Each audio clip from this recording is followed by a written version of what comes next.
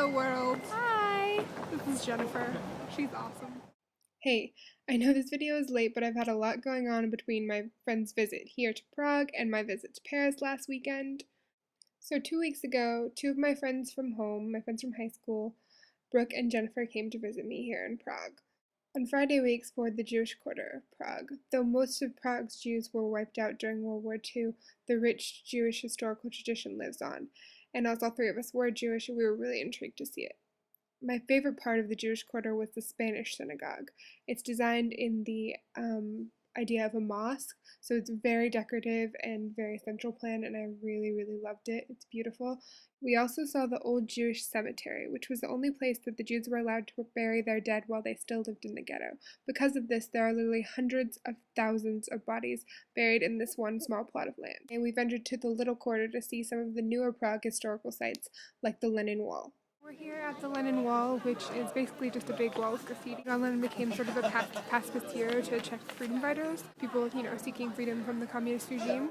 Even though it was whitewashed multiple times, people just kept coming back and graffitiing the wall, and it's just sort of like a symbol of the sort of perfect world that John Lennon inspired people to build.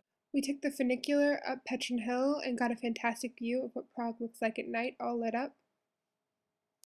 We indulged our childhood whims and went to the toy museum, where they have a fantastic display of old toys and just sort of how they've changed through the years. It was really, really interesting. We're looking at the toys from like the 1940s, and they're just really not wholesome. Not instilling good values. No. There's a gambling toy, and there's like three bartenders. There's a guy double fisting it over here. They also have a exhibit on Barbies, and Brooke was really, really excited about that. And it was actually really interesting to see the evolution of Barbie and who she is and who she was named after and all the different types of Barbies that there are. Pretty great. Barbie-licious. We also took a side trip to the chocolate museum, which was very interesting. A little bit of a tourist trap. And there's also a candy shop, and we got to watch a candy making demonstration, which was really cool. The following weekend, I went to Paris to visit Jen because she had just visited me. Allie met up with us there, and we spent the weekend with Jennifer at her flat, and she showed us around Paris, and it was amazing. We saw all the sights. We went to the Louvre. Okay, I'm having a nerd moment. I'm having a really big nerd moment. Allie's having it with me. We're at the Louvre, and I'm really, really excited. Okay. Okay, so every painting in this gallery is really, really famous.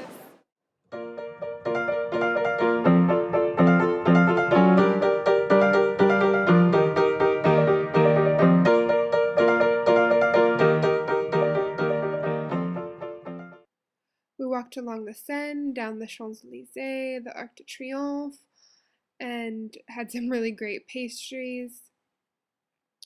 We saw the Rue Mouffetard and Notre Dame and Sainte-Chapelle.